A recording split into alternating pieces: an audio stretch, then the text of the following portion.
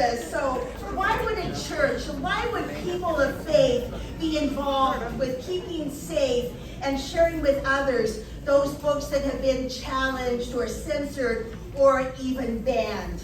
For us here, it is a matter of faith, knowing that when you take away opportunities for critical thinking, intellectual growth, ideas, and imagination, that you are taking away the gifts that the Holy bestowed upon us to grow, to feel, to imagine, to think, and to develop wisdom.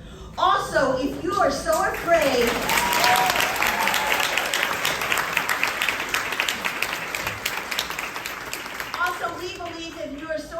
that your faith is that frail, so easily upturned and challenged by a book, then you need to go back and take a look at your own faithfulness and strength of belief.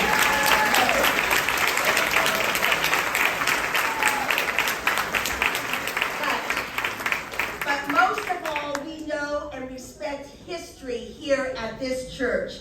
And we know that what eliminating, burning, challenging, and banning books causes in societies and nations and among people. It is a rabbit hole into oppression, mistrust, bigotry, single-minded thought, which weakens a nation and empowers fascism.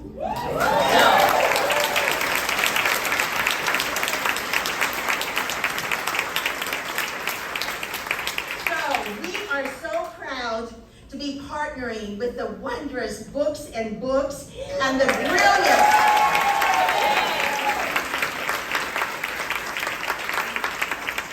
and I have to say the brilliant Mitchell Kaplan.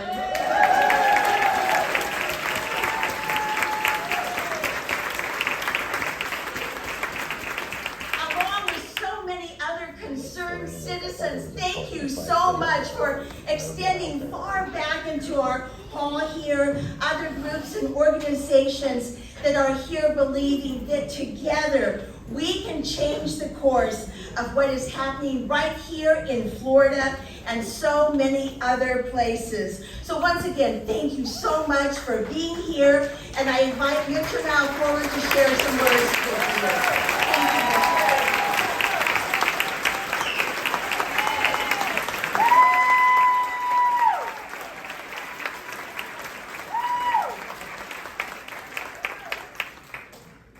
You understand why, as a Jewish kid growing up in Miami Beach, that I'm now a member of this church, right? Laurie is remarkable, and what they do here at this church is just it fills me with so much energy. And I have to tell you, seeing all of you out there really is so moving that I don't even know if I'm have to stop.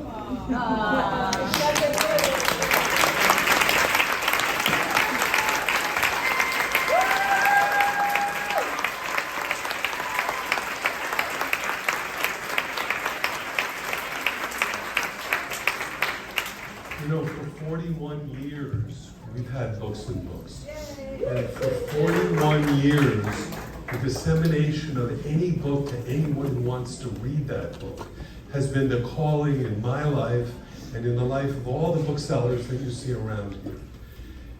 The recent spat of restrictions of books and the banning of books has been so anathema to me, to writers, to everyone else in this community, that what called for this event called out to happen. It wasn't an event that we put together on our own. It was really the coming together of so many different members of the community, of the literary community, that said, we just don't want to stand silent. We can't just allow these things to happen without pushing back.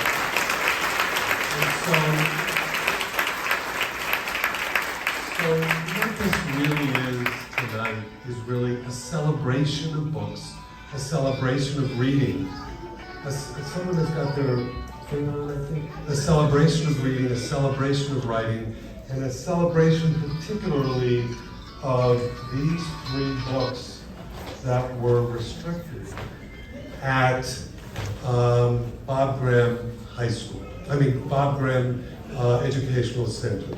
These are 3 books by Amanda Gorman, by Tony Medina, and by Rio Cortez. And what we're going to do tonight is celebrate these books. You're also going to learn a little bit about what's happening from various people who've been doing a lot of hard work in this space for a long time. And then we're going to open it up to you guys to make comments, to speak, and to tell us what's happening in your own world and to ask questions of everybody who is speaking. And then on your way out, if you haven't already, please pick up one of the Freedom bags, which is a giveaway of all 3 books.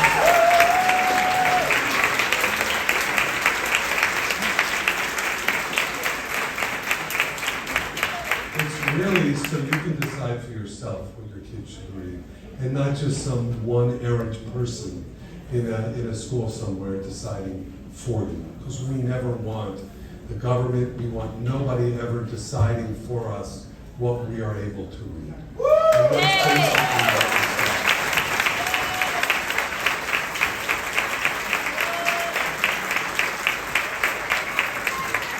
You know, as I said, there were a lot of people that went to make this work, and I need to, in terms of the book giveaway, I want to thank Amanda Gorman. Amanda, you know, to her credit, Amanda supplied the funds to be able to give away the other 2 books, but not her own books, which is really quite remarkable. She wanted to lift up all writers, not just her, even though she was getting the most attention. And in terms of Amanda's book, we also wanted to give that away. So we were able to find funds from so many people, including, I think, Tom Healy is somewhere around here. And I thank Tom for the good contribution that he made as well.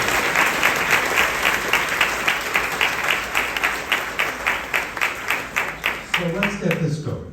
The very first person that I'm going to invite up is someone who really needs no introduction in Miami. You know her as the writer of some of the most remarkable novels and short stories coming out of Miami, coming out of anywhere. Edwidge Danticat is with us. And make sure you pay very close attention to everything that Edwidge writes, because you'll say when she wins the Nobel Prize, you'll go, I was ahead of the curve. That's right.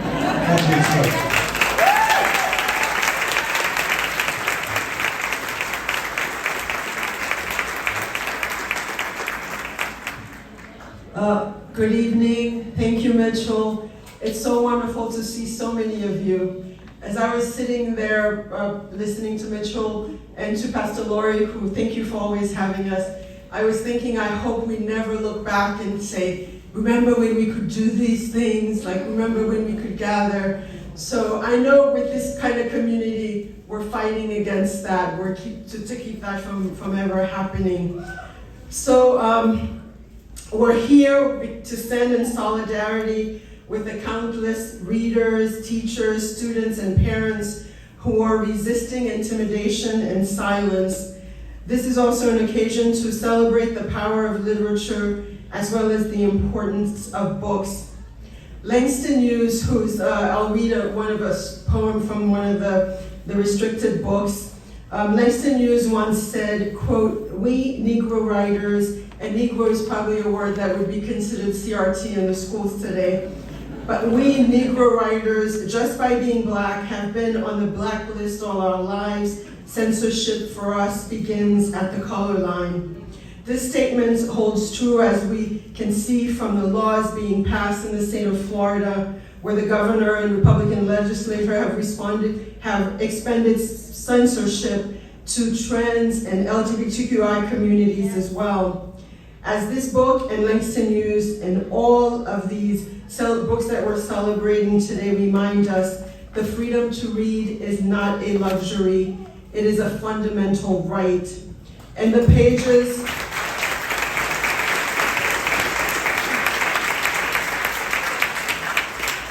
In the pages of books, we find solace, understanding, empathy, inspiration, courage, and so much else. Censorship has no place in a society that claims to value freedom. We must ensure that our libraries and classrooms remain spaces where all voices are heard. And today, we renew our commitment to safeguarding the freedom to read. Let us continue to support organizations, educators, and activists who tirelessly fight against censorship. As the writer of this book, Tony Medina, wrote us, "Freedom is an open book." Now, let me read you what they're so afraid of having our children read. This is called Grandma's Stories from Love to Let Winston by Tony Medina and R. Gregory Christie. Grandma's Stories. Grandma has a head full of stories. She has a whole heart full of stories. All day long when Mama's away, Grandma wraps me in her special shawl and tells me her stories. Black people stolen from Africa into slavery. Black people with no rights working for free. Black slaves who escaped on the Underground Railroad. Not a choo-choo train with a running engine, but black folks and white folks working together to bring slaves from the South north to freedom. Grandma fills me full of stories. She thrills me with her stories of how she is African, French, and Cherokee, and how they tried to kidnap her into slavery. Grandma tells me her stories wrapped in her shawl that has its own story with its bloodstains and bullet holes, and from her husband who was killed with John Brown at Harper's Ferry. Oh, I know Grandma's stories are true. They didn't come from school or any book. Grandma was there fighting for our freedom too. Thank you.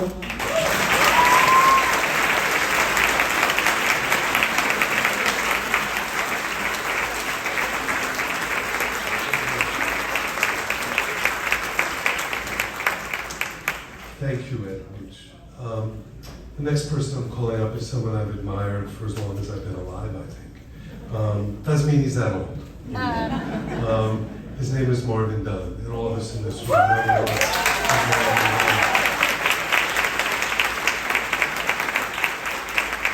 I just want to say through his books, particularly The History of Florida Through Black Eyes, and so many of his other books, he has brought, he has reaffirmed the importance of what history means and the stories that we have, and that we cannot lose those stories. And no matter how hard people try to take those stories away from us, we will not let them succeed. And Marvin is up here to read from the ABCs of Black history.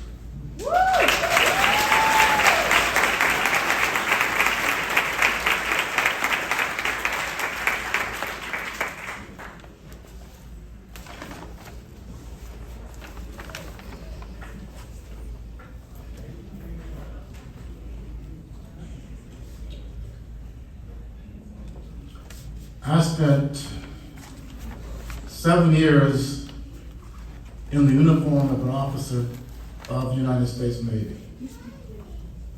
I did that before DeSantis was born.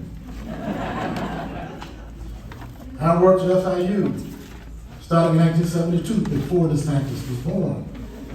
How dare him come and tell me what I can and cannot say.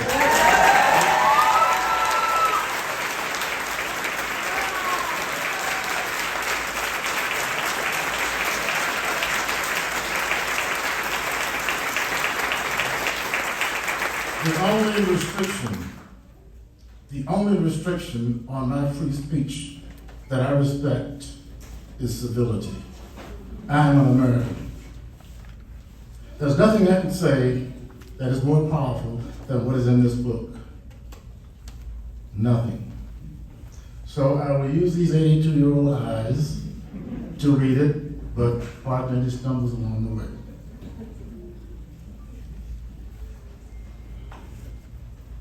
The ABCs of Black history. A is for anthem. a banner of song that wraps us in hope, lets us know we belong.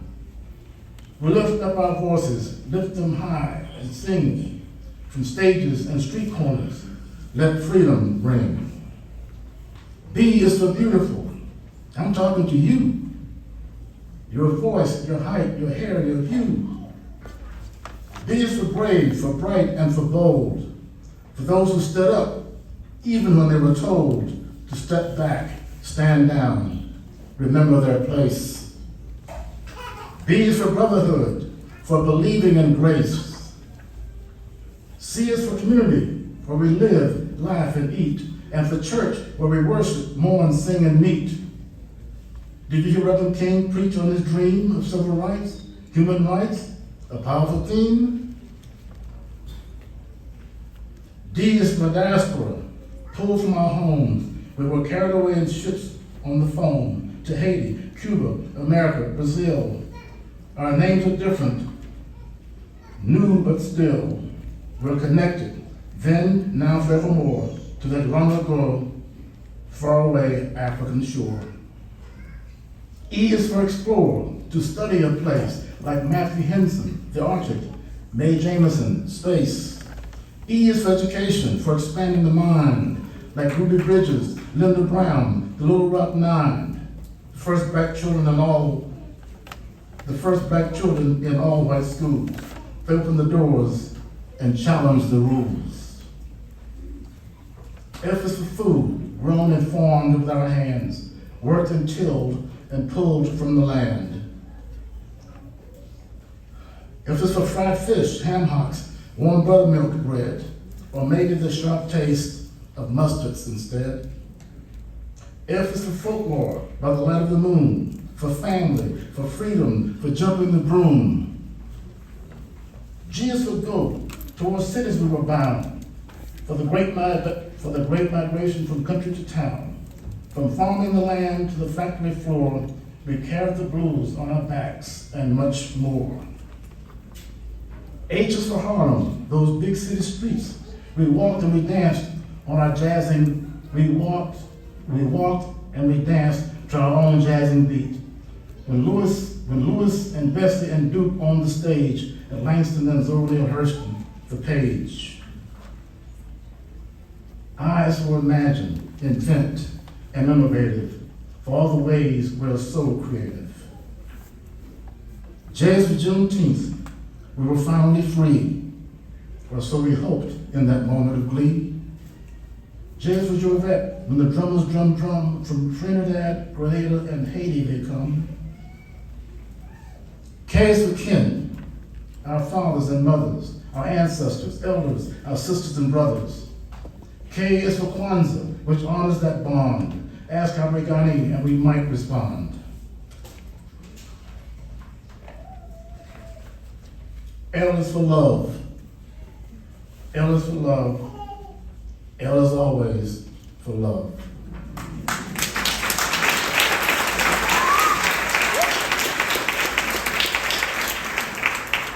M is for march, for lifting our feet, taking the movement, the cause to the street. Black Lives Matter. Every breath, every dream, every thought, each idea, each impossible scheme. The might of our message is easy to hear. The drumbeat of hope is louder than fear. N is for newspapers. We started our own to tell our stories and let it be known. We deserve the front page. We deserve to be seen and also to be featured in slick magazines. O is for organize, for getting together, to sit in and boycott and make our lives better. Thank you, Fred Hampton. Thank you, Diane Nash, for not being afraid of the possible clash with police and people who shouted and teased. Because of you, we can go where we please. P is for power. It's part of our core. Sometimes it's quiet, sometimes it must roar. Like a panther, isn't that right, UAP? Powerful people like you and like me. And who do you think has more power than most? The president. Obama was the first to that post, but Shirley Chisholm, unbossed, unbought, came so much closer than most people thought a black woman could. which just goes to show P is for possible. So glow on, child, glow. Q is for queens, behold and bow down. Shield your eyes from the shine of their crowns. R is for rise, to reach for the top, relentlessly striving, refusing to stop. Like ball players, boxers, and gymnasts who fly, sprinters and skaters who zoom right on by. Old records, old thinking, a sight to behold. They went for the win and grabbed for the gold. S is for scientists who charted the stars, studied the bees, took care of our hearts. For Benjamin Banneker, Patricia Bath, for Katherine Johnson's beautiful math.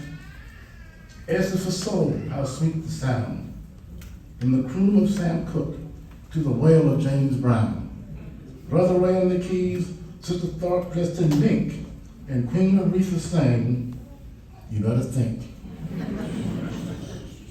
T is for Tuskegee, an all-black school, where students learn trades and toil with tools. That's how we rise, said Boss Booker T. But another smart man just didn't agree. W.E.B. Du Bois said, industry is fine, but I think it's better to work on your mind. They had different ideas, but here's what's true. In the wrong ways, they were thinking of you. U is for United States. This story is tough. The birth of the nation was deadly for us. We the people in the land of the free, no one who was enslaved would agree. U is for unbroken, unshaken, unbound, like Harriet Tubman, who went underground, took back her freedom and freed hundreds more, came as a spy in the Great Civil War. But when the states were united again, the fight for our freedom and lives didn't end. So U is for unfinished, the American tale. With courage and strength, we will prevail. V is for vote. Do you know what that means? The freedom to pick and choose who we please. The freedom to choose who makes the rules, who has the power, who gets the tools, who makes lives better. That's why we fight. The freedom to vote is a true civil right. W is for writers whose wisdom and words bring to life worlds where our voices are heard. Rappers and poets and songwriters too, all those who spin from our point of view. X is for Malcolm, Mahili El-Shabazz, also known as Red, Malcolm Little El-Hajjaj. By any means necessary, he insisted on change.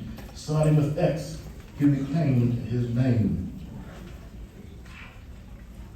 Y is for young, gifted, and black, like Lady Lorraine, who never looked back. She wrote with big dreams in rooms so small, it's hard to believe they were dreamed in at all. Lorraine and her work, like Nina Simone, so much that Nina made. Lorraine and her work moved Nina Simone so much that Nina made work of her own, young, gifted, and black. A band of song that wraps us in hope, lets us know we belong. Z is for zenith, the height, the highest, the peak. On the top of that mountain, Cain said we would reach.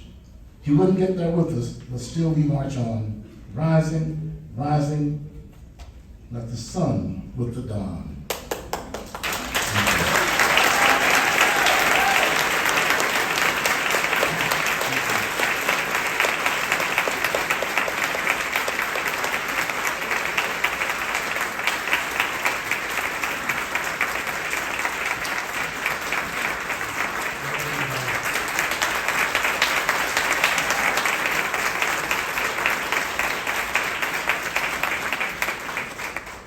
How repugnant is it that this book, meant for elementary age kids, has been moved to the junior high part of the library. And the elementary school kids don't have access to this joyful book. Thank you, Marvin. Thank you for reading.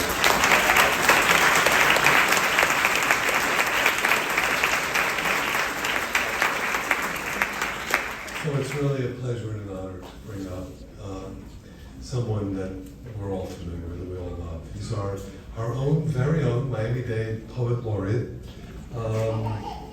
There he is, Richard Blanco. He We've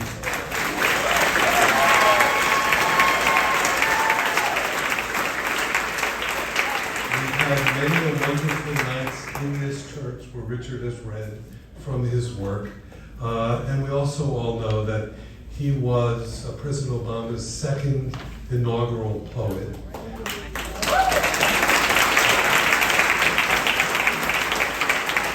So what better person to bring up to read Amanda Gorman's book that was restricted from kids who deserve that.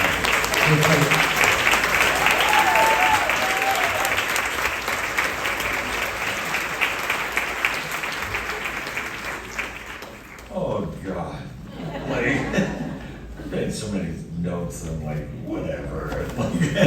First of all, I just want to acknowledge this. If we can take just none of it silence, just like 1 second, because we're Cuban. I'm Cuban, but like this is amazing, right? We just call this sort of emergency town meeting. And this is one of the first times that we actually have to we're dealing with this right now.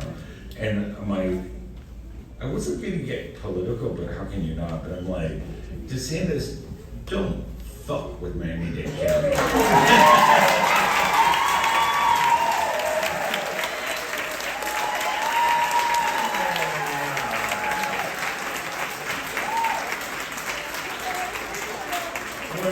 We're not gonna let you take our stories away, and by that's already what's happening. So obviously there's been a lot of ideas ever since, like, my God, and also as an FIU professor, like, I'm under duress in other ways.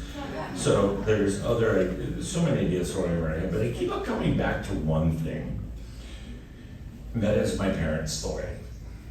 My parents' stories, my parents and my grandparents, and much of our community who fled a communist Cuba because someone in the neighborhood could denunciar.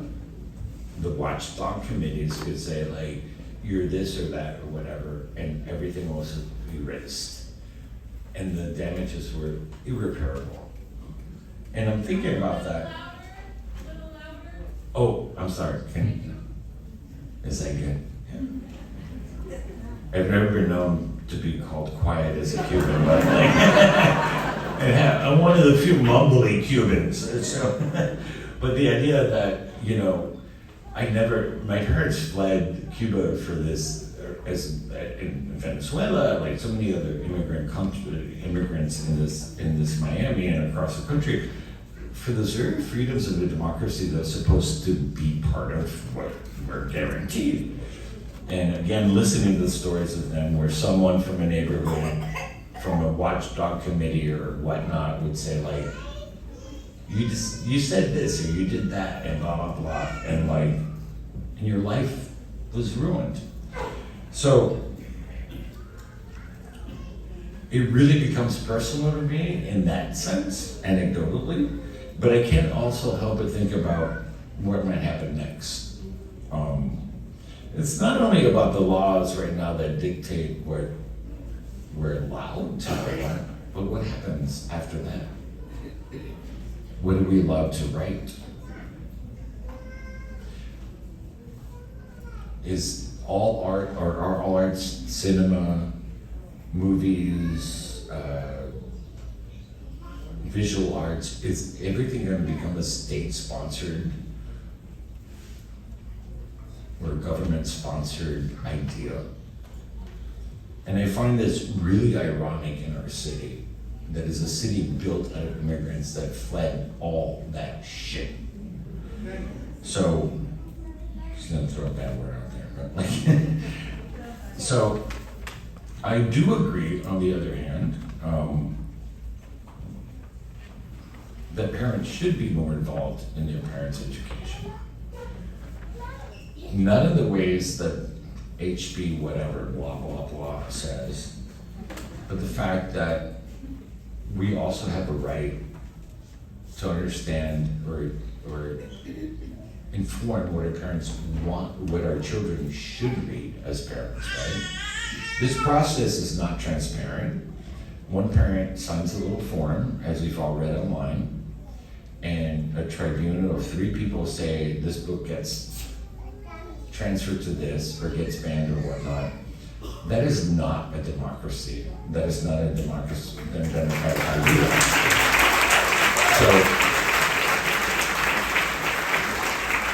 when I see this many people in the room, like, this is about empowering us. We have, under the same auspices, like little Insantis' law. You did get Insantis, right? Like, okay. We have the right to demand the same idea of our children's education as parents and as a society at large, and we get to demand what our children read, not just what they don't read. So that's what this is about. And I can't wait till he fires me from FIU. But anyway, let's throw it out there and like, do it, buddy. I lost track of all my notes. I'm like, this is so energetic and so wonderful. But I will say that we all have a voice, and I think that's what tonight is really about, empowering us. It's not a political event per se, it's really just about saying, we have a voice. We have a voice. And like, the voice of one in an undemocratic process doesn't overrule the voice of any other. And we are not gonna let the rest of the United States become what this guy is trying to turn into Florida. Oh my God, I'm getting into trouble again. Okay, anyway, with that in mind, I will cut it short and, yeah, we're good. I'm gonna read Amanda's poem, which is giving voice. I mean, her poem, like my own inaugural poem, was a celebration of the beauty of this country, the idea that anybody could become something in their life. I grew up in Westchester, Florida. We couldn't put on the air conditioner because we're couldn't afford it.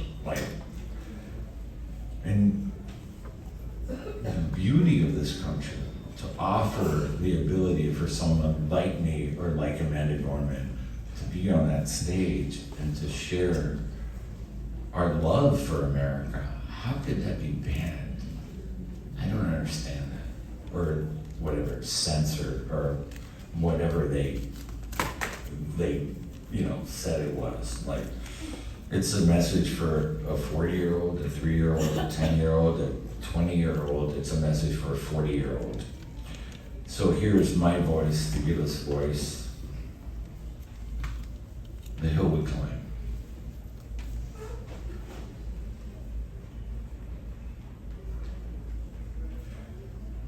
When day comes, we ask ourselves, where can we find light in the never-ending shade? The loss we carry, a sea we must wade.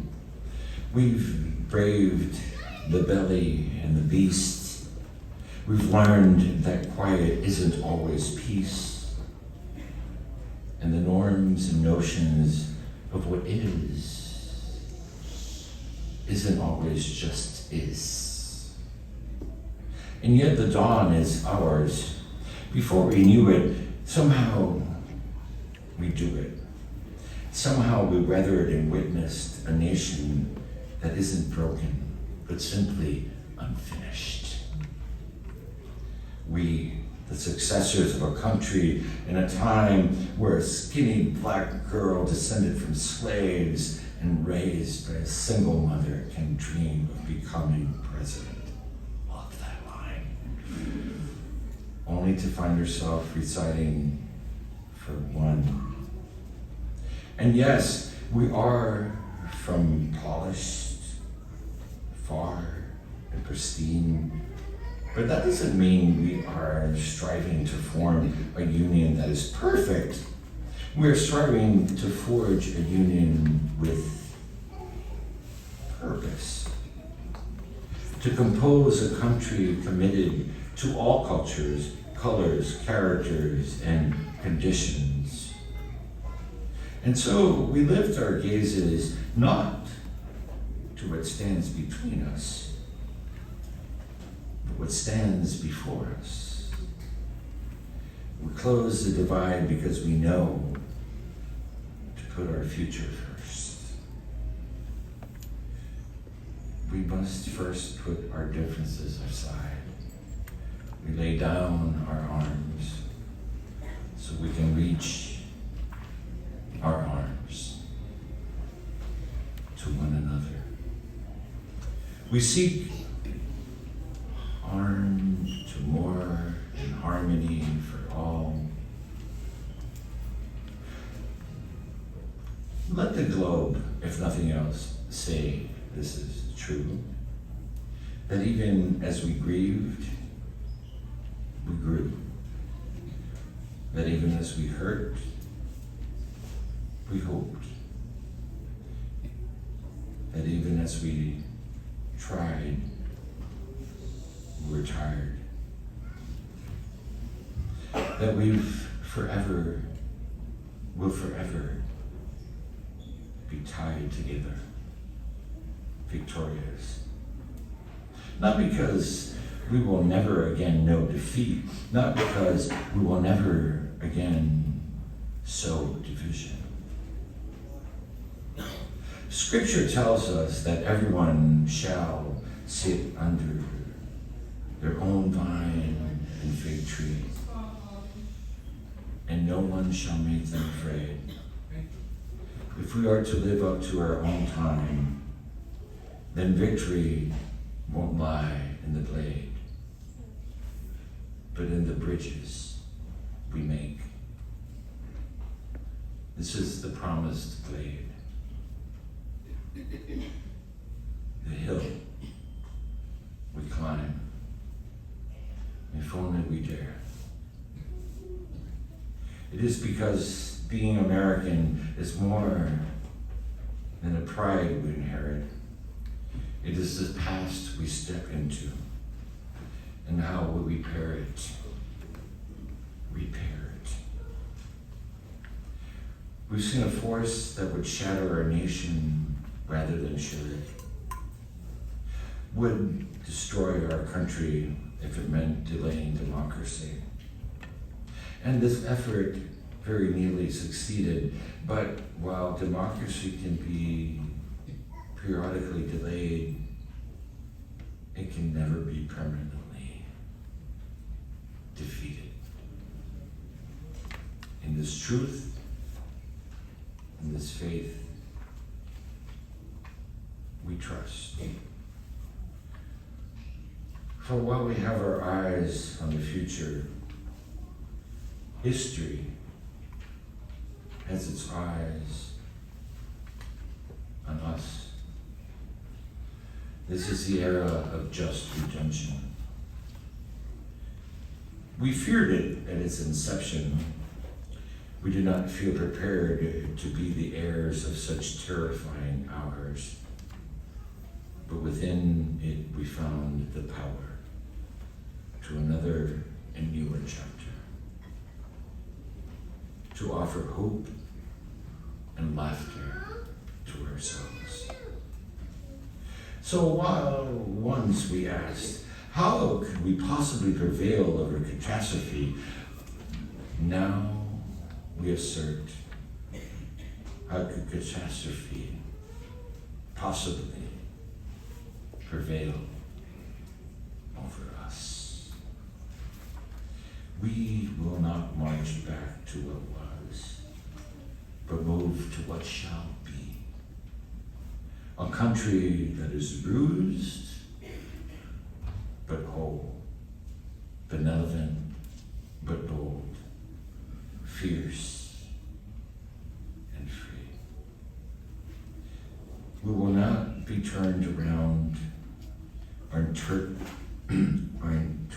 by intimidation, because we know our inaction and inertia will be the inheritance of the next generation. Our blunders become their burdens.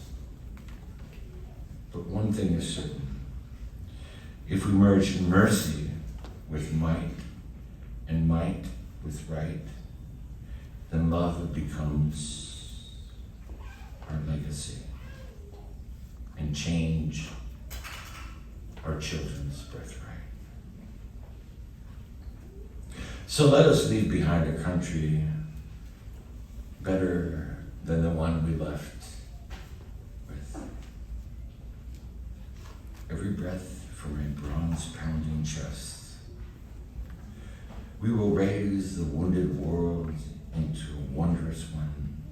We will rise the gold-limbed hills of the West. We will rise the windswept Northeast, where our forefathers first realized revolution. We will rise from the lake-rimmed cities and the Midwestern towns. We will rise from the sun-baked South. We will rebuild, reconcile, and recover in every known nook of our nation and every corner called our country. Our people, diverse and beautiful, will emerge battered and beautiful. When day comes, we step out of the shade, flame and unafraid. The new dawn blooms as we free it, for there is always light. If only we're brave enough to see it. If only we're brave enough to be it.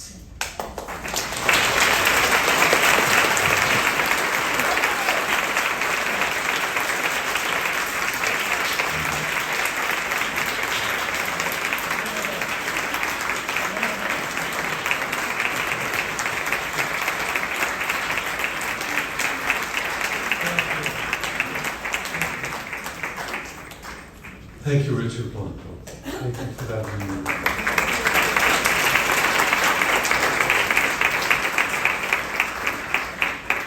And really what's so cool is I saw all these kids, like here and back there, following along in the book. What is more beautiful than that, right?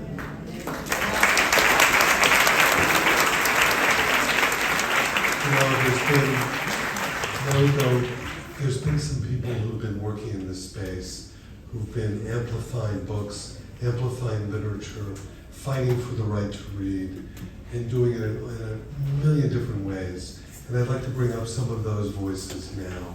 The very first one is a friend, someone who has been able to put on, in a very short time, been able to lift up poetry in ways that I have never seen in my life. How many of you, I'm sure all of you participated in an O Miami event, right? It's my real pleasure to bring up Scott Cunningham, who's a poet himself. He's a graduate of Wesleyan, but he's the founder and director of that marvelous, marvelous cultural organization, O Miami. Scott, come on.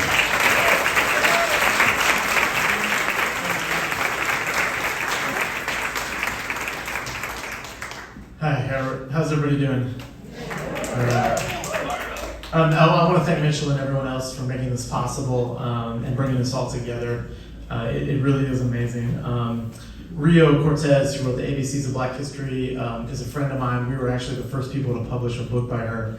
This is a chapbook of hers. And she just wanted to express her gratitude for the degree of support that she feels like Miami's giving her right now. As you can imagine, being an author, being targeted in this way, it's difficult, so she just wanted to express that. So if you're not familiar with O Miami, our mission is in the name. It's the letter O, comma, and then Miami. So O is the poetic address of the beloved, and the beloved is Miami.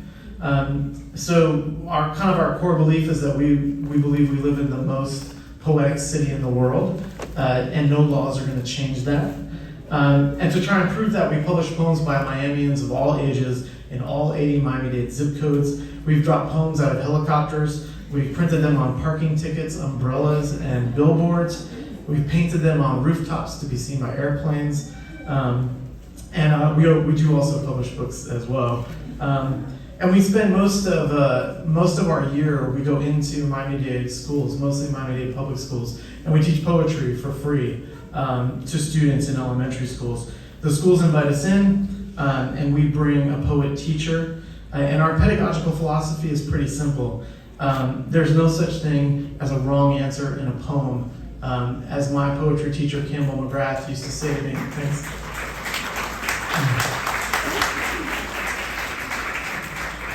Campbell McGrath at FIU used to say to me, he was also Richard's teacher, used to say there's no poetry jail. And a poem is a place to be yourself. It's a place of freedom. And so when we go into these schools and talk to the kids, we say that whoever you tell us who you are, we will not only acknowledge that, but we'll lift it up. And we know from reading hundreds of poems a year by 3rd and 4th graders that kids in Miami do not need help to express emotionally complex, intelligent works of art, to have important things to say about our world and our community. All they need is opportunity and encouragement. And as parents, educators, and community leaders, the only right that we have is to lift these children up and get out of the way.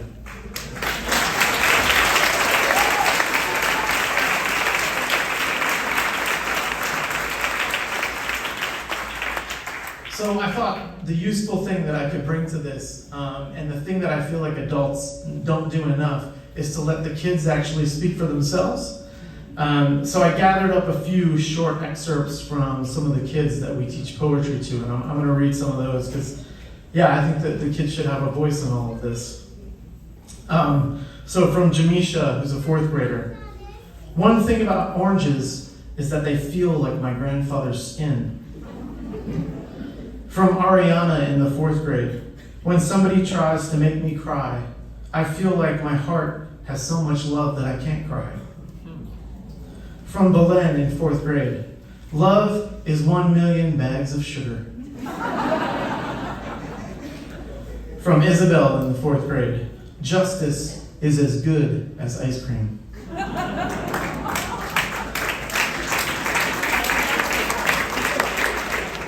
I know Richard's a great poet, but try to beat that. I dare you. You can't do it. From Alejandro in the 4th grade. Courage is what people build up to become brave. If you are the person, I am the courage that you took the time to build up. And lastly, Sarah from the 4th grade. Life is weird, mean, and loud. Ha.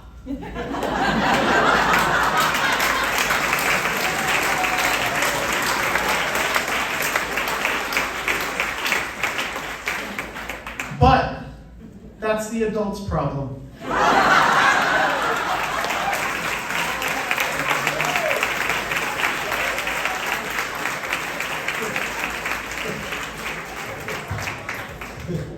That is really, really terrific. And who does that? Work with those kids, but teachers. And it's my pleasure to bring up Karla Hernandez Matz, who's the president of the United Teachers of Dade.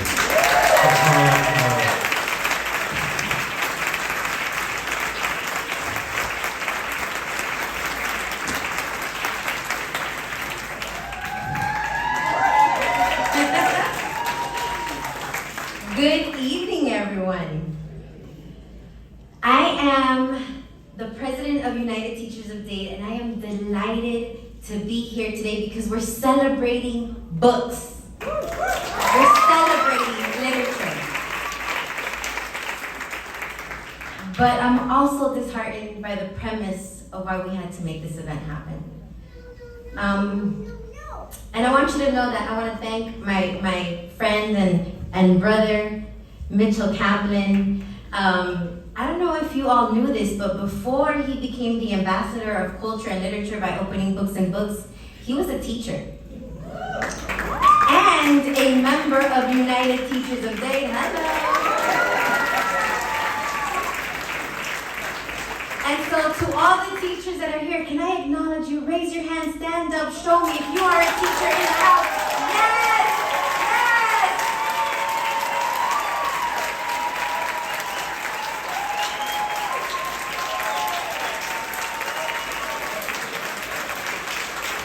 Thank you. Thank you, teachers. Thank you for being here. Thank you for being a part of the resistance. We are part of the resistance. And this book banning is death by 1,000 cuts. You know, after all this started, Amanda Gorman commented on book bans, stating that, they've persisted for years. However, the situation we are facing now is different. Using the pretense of an innocuous relocation, it does not glaze over the inevitable consequences that all of these anti-education and anti-freedom actions will have. A complete ban on any literary work that is labeled as offensive by a few, or like in this particular case, a single person who hadn't read the book. You see, I'm not just the president, I'm also a teacher, and I'm the mother of 2 school-age children. And like any parent, I care about the reading material my child can access. And while parents have the right to make choices for their own children, it is equally important for them not to impose their choices or their ideas on other people's children.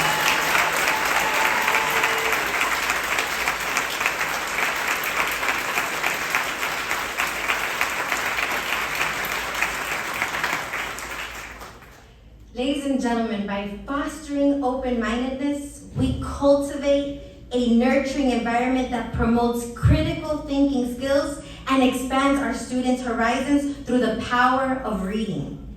And at United Teachers of Dade, we strongly condemn book bans, the removal of literary works. We condemn the censoring of teachers, the removal of teachers' rights so that they can't push back against book bans and censorship, the removal of AP African American Studies, and the attack on teachers through anti-union legislation.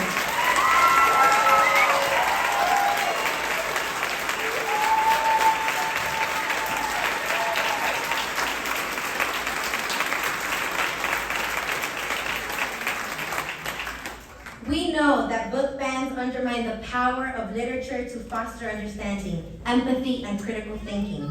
They restrict our students from exploring diverse voices and perspectives, which are essential for their development and the cultivation of well-rounded education. Books addressing ethnicities, marginalized communities, racism, or our history of racism. They restrict students' exposure to crucial discussions and hampers their development of empathy and critical thinking skills. As educators, we provide thought-provoking content that sparks dialogue and expands understanding. Let's oppose book bans and uphold intellectual freedom.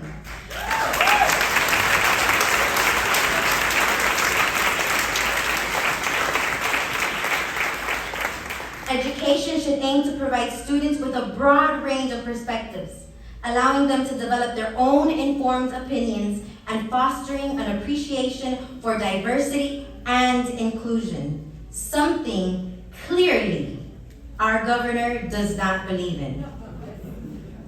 We believe that all children, no matter their race, their zip code, gender, or nationality, deserve access to a high-quality education, free from political agendas or fascist ideologies.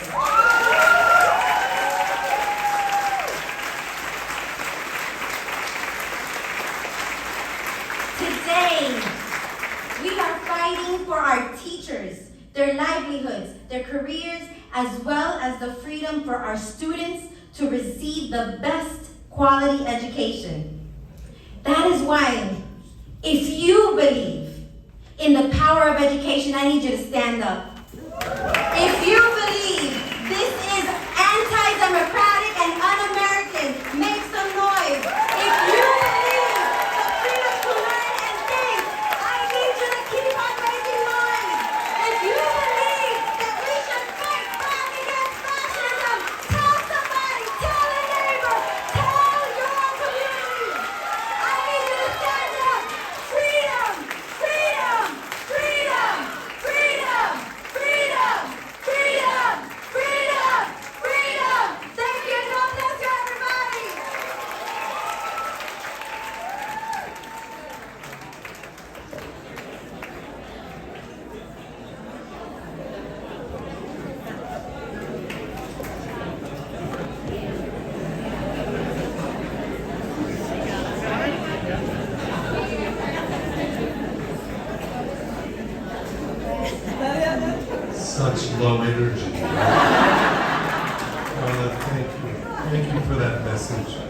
behalf of teachers everywhere. You know, people have come far and wide for this. People have come far and wide for this. And a woman who has come far and wide came for a very important purpose. Stephana Ferrell is a public school parent of 2 elementary age kids. In the fall of 2021, the censorship movement came to Orange County, which is the Orlando area, for those of us who are geographically near. And it was evident that the district was ill-prepared to defend its policies and inclusive library shelves. She teamed up with fellow OCPS mom of 4, Jen Cousins, and Pinellas mom of 2, Reagan Miller, to form the Florida Freedom to Read project in early 2022. The organization informs and empowers parents and community members to defend the freedom to read and protect student access to information. It's an honor that she's with us here this afternoon. Please welcome Stephana. Thank you, everyone. I don't know how I'm going to possibly follow that. I have only spoken at school board meetings, so this is a lot. It's no secret that the freedom to read is under attack here in Florida. The concerns, no matter how ideological they may be, of just one parent have had outsized influence on the library books made available to all children. Our organization is parent-led and works to uncover and call out the rising trend to censor our shelves. And to date, we have tracked more than 2,400 attempts in Florida, and that is with 1,200 unique titles. The commissioner has stated that the restrictions placed on these books here in Miami-Dade are proof that the process works, that an age-appropriate curation that errs on the side of caution is to be expected. It no longer matters the age of the audience the author intended to reach, or how many other parents in the community support access to these stories, or that individual limitations are and have always been an option for parents that would like restrictions on their child's access. Floridians are supposed to accept this censorship in the school library as a necessary means of serving the concerns of just a few parents. But that assumption ignores one key fact. These policies support parental rights for some parents, but strip those rights from others.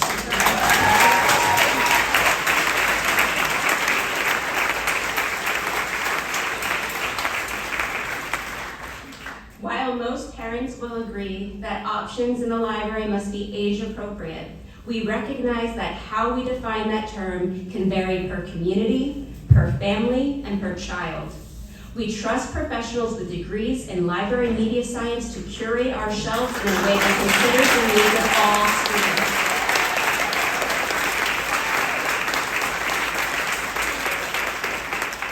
Unfortunately, with vague legislation and punitive rules in place, those that are being asked to make these curation decisions are expected to put their training aside and err on the side of caution and place school or district level restrictions that favor those calling for censorship. Our educators need our support. Our district leaders must hear our voices and know that we will not accept a manipulation of the term age appropriate that diminishes the voices and experiences of authors and poets like Amanda Gorman, Rio Cortez, and Tony Medina.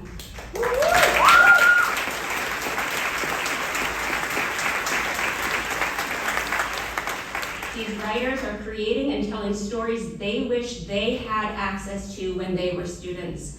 Stories that connect and inspire. Stories that spark a lifelong love of reading. We are the real majority, and we support the freedom to read.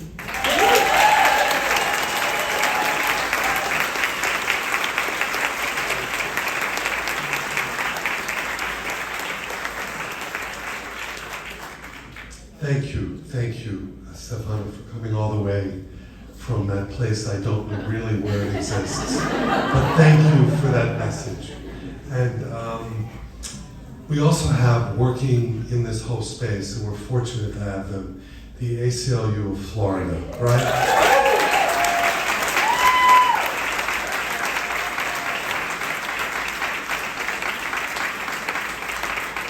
the ACLU is doing all that is possible to end the attacks on the First Amendment and to end education censorship. And to speak with us about that this evening is Katie Blankenship. So let's please welcome Katie Blankenship.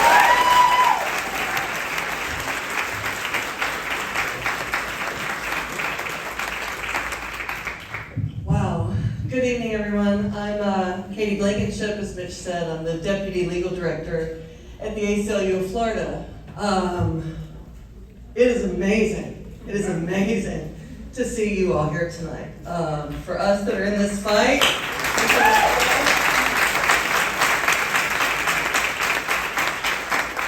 for all of us in this fight, it is somehow and sometimes felt as if the censorship is not just happening in our classrooms and in our libraries, it is happening in the streets and in our community. Yes.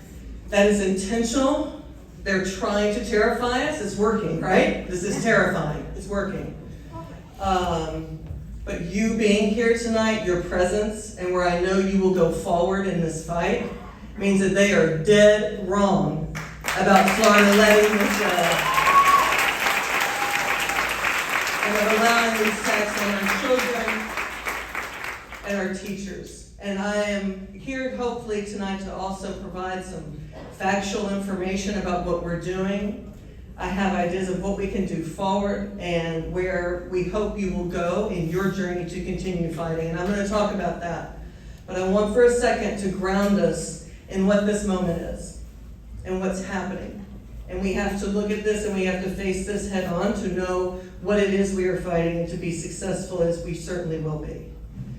This is a fight for our democracy. Yes. That is it. Yes. This is a fight for the very fabric of our democracy, and at its heart is a fight for racial justice. Yes.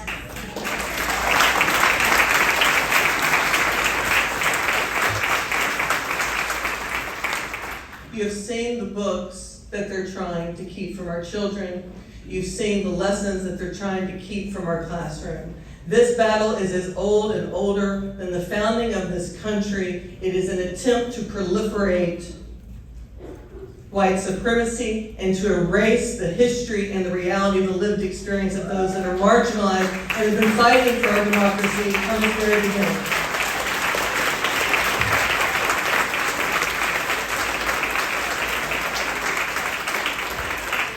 Through that lens, it is also a fight against censorship, right? This is a fight for our First Amendment freedoms and our constitutional rights. But in this tactic that they're using, and there are many, right? There are many. We feel overwhelmed and we feel terrified, and that is intentional. But what is happening in this fight that we are in for our own freedom to read against censorship is we are fighting for our basic right of critical thinking. Right, of how we engage in our democracy.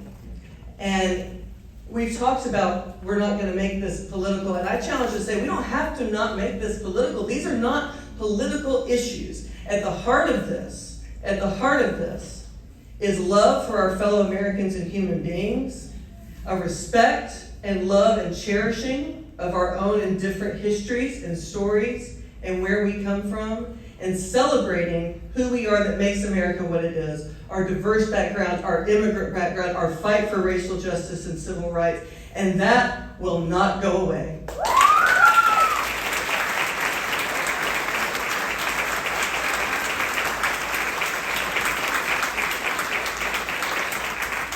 And I want to end on a hopeful note, because why we are in this fight and why it feels dark and why it is a tragedy that we all have to be here, albeit it is such a beautiful experience to be with you. All is not lost. Your presence here is proof that all is not lost, right? I want you to know that ACLU of Florida is here with you. We are fighting with you. We will fight with you to the very end, and we stand with you. And I'm speaking specifically today to our teachers, our parents, and our young readers.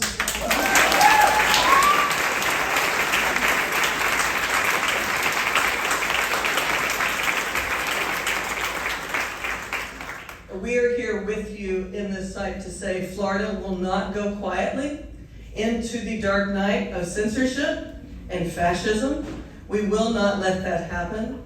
We are already fighting in the courts. We are exploring other litigation to fight 1069. 1069 is a statute that has brought many of us here tonight, right, that goes into effect July 1st and gives such fascist control over our children, their education, their own identities, and your control as parents, that we will do everything in our power to stop it.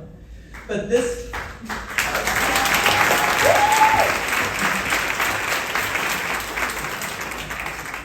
fight is not limited to the courts, and it cannot be only fought in the courts. We have to fight this together as a community, as our beloved and engaged and connected community. To that end, we are working at ACLU of Florida to not only bring litigation, but also to help uplift the work of all the amazing work and groups that are fighting against this. Stephana at Freedom for Read and her and Jen and everything that they're doing is absolutely incredible, and they are not alone, right? There's bad stuff happens when you start pissing moms off, right? I'm one of them, Stephana's one of them. We will come for you, right? And the moms are out there coming for you. So before you leave tonight, what we want to do is hear from you. We want to connect with you.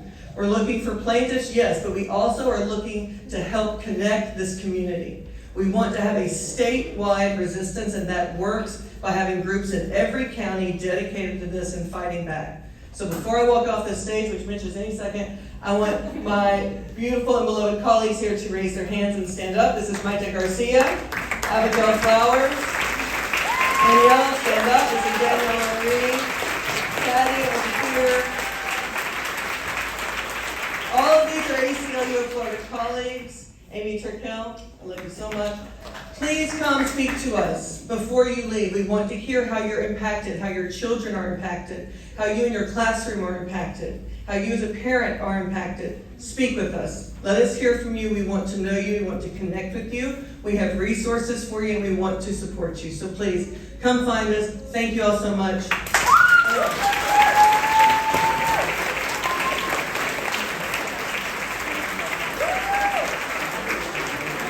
Thank you, Katie. I just want to amplify what Katie is saying. One of the most remarkable things that's happened in putting all this together is that we're all together. And so what we hope is that when everyone leaves this room, you've spoken to other people in the room, and you've made plans as to how you'll get together and what you'll be able to do to lift up all of our voices. So what Katie is talking about, everyone is talking about, we can leave here knowing that we're working in symphony with one another in order to make this not happen again.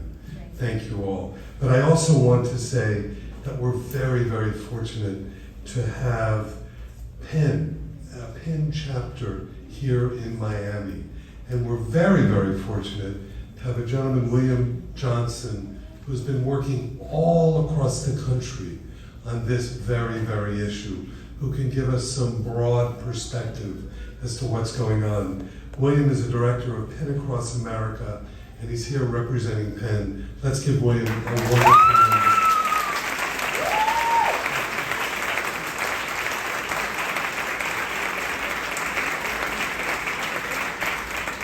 Look at this enthusiasm. I feel like I'm at a rock concert. Coral Gables, are you ready to rock? Woo! Gosh. Taylor Swift could never. Look at this crowd. All right, so are folks familiar with Penn America? Maybe a little bit. Well, we're an organization that's dedicated to cultivating literary engagement. We realize that literature is important because it connects us, challenges us, and it forms community. But that community cannot form if we are not able to speak and share ideas freely. So for the last 2 years, Penn has actually been tracking these book bans, particularly in schools and in classrooms. So I'm just going to give you kind of a big picture overview of what's happening in the country. I mean, it's interesting because, even when I started Penn maybe 3 years ago, banned books was kind of like a historical notion. Like, remember when they banned this book? Remember when they banned, Margaret Atwood? This is not historical anymore. The threat is real and it is here. So I'm just going to share some data with you. So this is from our banned book report.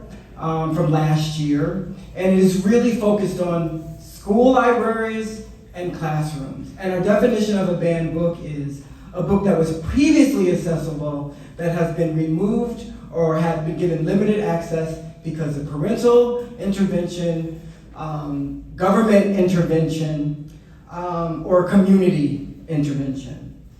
So from July 2022 to December 2022, there were 1,477 instances of individual books being banned. This has affected 874 unique titles. Yes, boo. This has affected 848 different authors.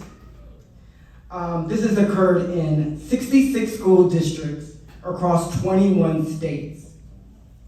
I am sorry to report that Texas is number 1 and Florida is number 2. So, trends, 30% of those books included characters of color or discussed race, and 26% presented LGBT characters or themes. So what we are seeing are that books that have long fought to see themselves on the shelves being restricted. Now, in Florida, so I just gave you that number, it's like 1,477 books being limited or banned. Of that number, 357 are here in Florida. That's a total number of 13 districts. The Escambia County Public Schools have banned 145 books. And right now, Penn has actually joined in litigation. We're suing. We've joined with Penguin Random House, 3 banned authors, to really just say, that they're curtailing and limited these authors' freedom to express themselves. Now, I want to talk a little bit about something that doesn't really get captured in these data points, and that's shame. Now, I grew up in the 80s. I went my last 2 years of high school where I would say at a school that was very white and straight presenting. I mean, they might have been queer, I did not see it. And our school library, I think Black history started at Crispus Attucks, Benjamin Bannerkeeper, and ended at Martin Luther King, and that was it. And there were no queer books. Now, my last 2 years in high school, I actually worked at a public library that had tons of queer books, but I was too ashamed to take them out. So I stole them. I was shelving books and stealing them. Please, no one this is Westchester County, New York. Thank you, White Plains. I got those books. But it's the culture. I knew that even if I took out those books, that it was wrong. And that is what these book bans are telling us. That my history, that my identity, that my love is wrong. I want us all to remember that. There are people, there are individuals, there are students on the ground who are being told who they are, who they love, their identity, their history is wrong. That's why it is so important to fight back. So, I have some action items for you as you go back out into the world. How many people in this room know who are in their school boards? Raise your hands. Okay. Tonight, if you ever come, when we meet again, whether it be on the street, on the beach, wherever, if I see you and ask you, I want your hand to be raised. This is very important. You need to know who's on your school board, when are school board elections, and what are these school board members' thoughts on censorship. All right? This is very key. A lot of our work is hyper-local. So I'm just asking you to please remember that as you do this work and engage with me on doing this work. Please, if you want more information about Penn, visit penn.org. But I thank you, and I'm just so elated that we have such a wonderful audience tonight. So thank you.